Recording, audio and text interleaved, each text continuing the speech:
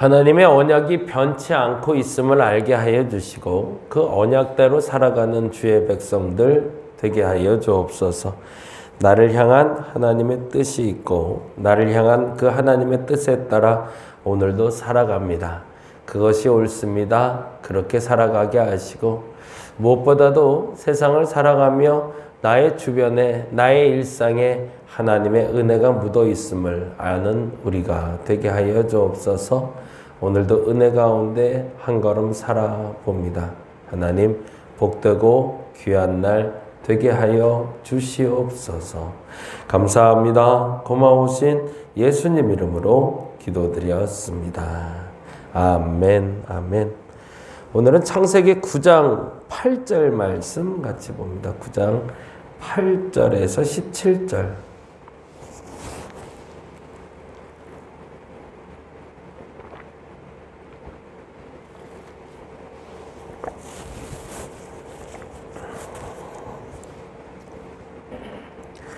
(9장 8절에서 17절까지) 같이 한 목소리로 읽겠습니다. 하나님이 노아와 그와 함께한 아들들에게 말씀하여 이르시되 내가 내 언약을 너희와 너희 후손과 너희와 함께한 모든 생물 곧 너희와 함께한 새와 가축과 땅의 모든 생물에게 세우리니 방주에서 나온 모든 것 곧 땅의 모든 짐승에게니라. 내가 너희와 언약을 세우리니 다시는 모든 생물을 홍수로 멸하지 아니할 것이라. 땅을 멸할 홍수가 다시 있지 아니하리라. 하나님이 이르시되 내가 나와 너희와 및 너희와 함께한 모든 생물 사이에 대대로 영원히 세우는 언약의 증거는 이것이니라. 내가 내 무지개를 구름 속에 두었나니 이것이 나와 세상 사이의 언약의 증거니라. 내가 구름으로 땅을 덮을 때에 무지개가 구름 속에 나타나면 내가 나와 너희와 및 육체를 가진 모든 생물 사이에 내 언약을 기억하리니 다시는 물이 모든 육체를 멸하는 홍수가 되지 아니할 것이라. 무지개가 구름 사이에 있으리니 내가 보고 나 하나님과 모든 육체를 가진 땅의 모든 생물 사이에 영원한 언약을 기억하리라. 하나님이 노아에게 또 이르시되 내가 나와 땅에 있는 모든 생물 사이에 세운 언약의 증거가 이것이라 하셨더라. 아멘, 아멘. 오늘 이제 홍수가 마무리되고 하나님과 다시 약속을 맺는 장면이 나오고 있는데요. 성경에는 언약, 약속이라는 단어들을 통해서 사람과 하나님이 맺은 약속들을 얘기하고 있어요. 그래서 아브라함의 약속을 이제 나중에 살펴보게 하고 그리고 다윗의 언약을 살펴보게 되는데 사실은 노아의 언약이 우리에게 두 번째로 주어진 약속이었던 거죠. 아담에게 주어진 약속은 오히려 이거보다 훨씬 더 쉬웠던 것 같아요. 그렇죠? 만일에 너희가 선악과를 따먹지만 않으면 이라는 전제가 있었죠. 뭐뭇하지 아니하면 그러면 너희가 이렇게 되리라 라고 얘기했던 건데 사실은 선악과를 따먹지 말라가 명령의 목적이 아니라 모든 과실은 먹되가 명령이었던 거죠. 그렇죠? 모든 것은 먹어도 되는데 근데 그것만 하지 마라라는 그것만에 너무 집중한 나머지 결국에 그거를 잃어버리는 우리를 만났다면 노아 사건에서는 사실은 무엇을 하지 말라 하라에 대한 명령은 없습니다. 단지 내 언약이 이것이니 이것을 기억하라 라고 이야기하고 있죠. 그런 면에서 오히려 더 부담이 덜 될 수도 있고 더 될 수도 있는 언약이라고 생각이 돼요. 왜냐하면 표면적으로 드러나는 내가 해야 할 일이 없기 때문이긴 하죠. 근데 더 중요한 것은 그게 진짜 언약인 거죠.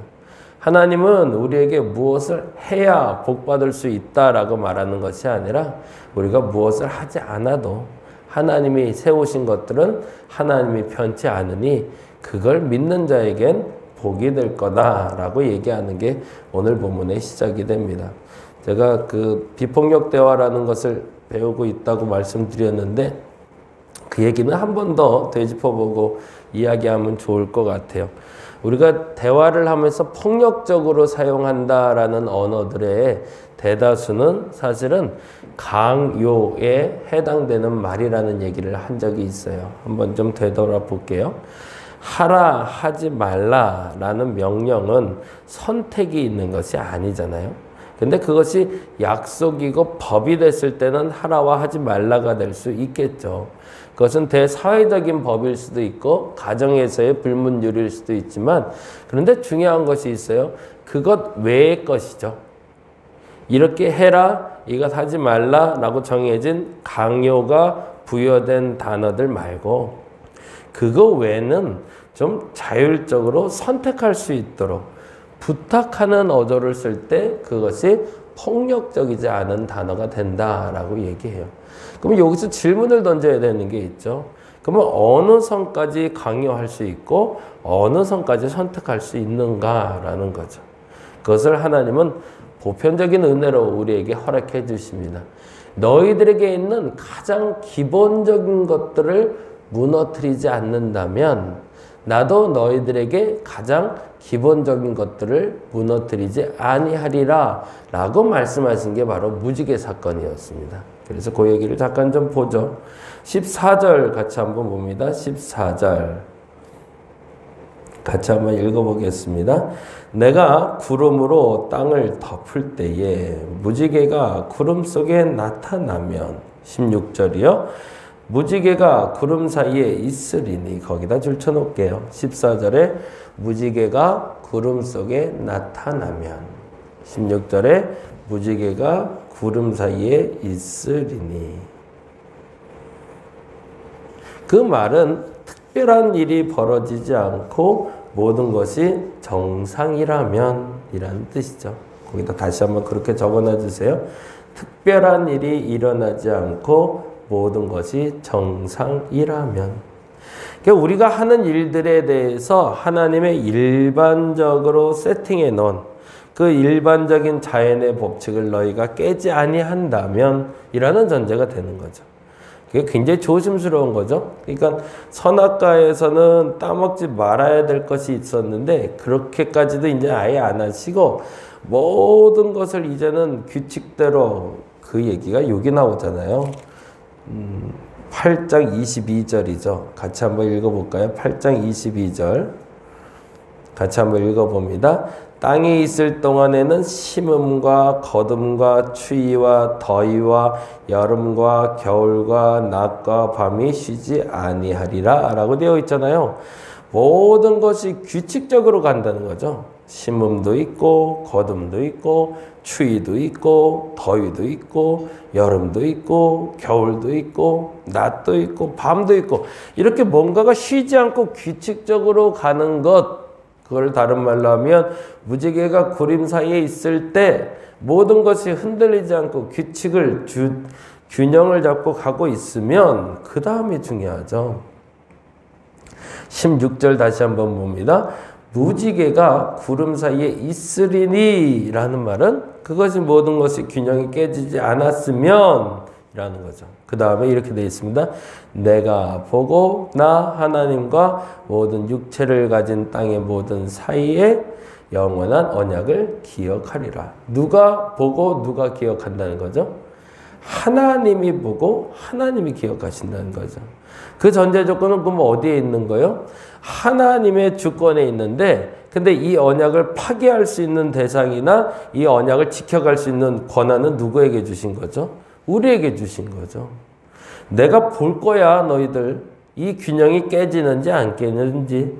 근데 만약 이 균형이 깨져버리면 나는 이 언약을 기억하지 않을 할 거야. 근데 만일에 이 균형이 깨지면 나는 이 언약을 기억하지 않을 거야 라는 전제가 되는 거죠. 조심스럽게 강요가 아닌 선택으로 우리에게 허락하신 하나님의 은혜라는 겁니다. 폭력적인 단어가 아니라는 거죠. 그리고 또 하나 제가 이 무지개 설교할 때마다 항상 하는 얘기가 있어요. 항상 왜 무지개일까? 하나님이 왜 굳이 다른 것도 많은데, 물론 예뻤기 때문일 수도 있어요. 왜냐하면 모든 자연환경이 다 없어졌잖아요. 근데 하나님이 약속하려고 그러는데 진흙탕을 바라보게 하시면서 저 진흙탕을 바라보며 네가 나의 언약을 기억하면 저 진흙탕이 영원할 거야 이랬으면 사람의 마음이 영 불편했을 것 같아요. 근데 그때 당시에 가장 아름다운 게 뭐였을까? 그게 어찌 보면 무지개가 아니었을까? 왜냐하면 모든 것이 다 끝나고 구름 사이에서 처음으로 나타나는 휘황찬란한 아름다운 7 색깔의 하나님의 창조 세계를 보게 되니 그걸 보고 노아도 야 예쁘다라는 말을 했겠죠. 그러면서 그것을 바라보는 노아의 모습을 보며 이것을 너와 나의 언약으로 세운다라고 말할 수도 있었을 것 같고요. 그러니까 하나님의 언약을 세울 때 당대의 사람의 눈에 가장 아름다운 것을 보고, 근데 또 하나 드는 생각은 왜 무지개일까였는데요. 7 색깔의 어울림이 아니었을까라고 혼자 생각을 좀 해봤어요. 7 색깔의 무지개가 같이 둥근 선을 가지고 펼쳐진 것을 보고 이렇게 조화롭게 살아야 돼 라고 하나님이 우리에게 얘기하고 계신 게 아닐까라는 생각이었던 거죠. 오늘은 그렇게 기도했으면 좋겠습니다. 하나님, 내게 주신 생활의 균형을 깨지지 않게 해달라고. 정말 큰 은혜는 내게 주신 이 균형이 깨지지 않는 겁니다. 그리고 그 균형을 깨지지 않는 한 하나님은 나하고의 언약을 지켜가실 겁니다. 근데 그 균형을 깨버리면 하나님은 그 언약을 기억하지 않는다고 하십니다. 내게 주어주신 규칙, 그 균형이 무엇인지를 점검해 보시면 좋겠어요.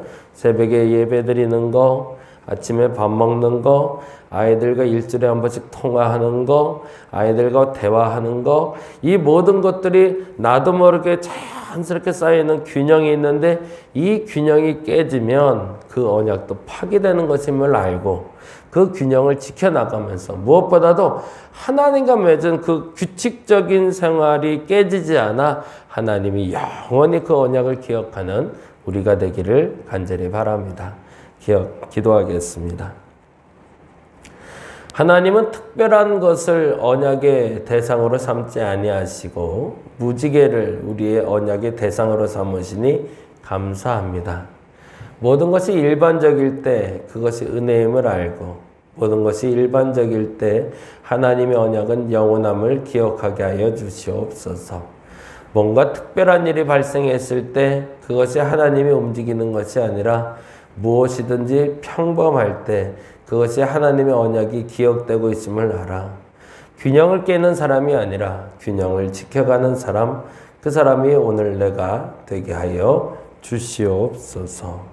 감사합니다. 고마우신 예수님 이름으로 기도드렸습니다. 다시 기도하고 돌아가도록 하겠습니다.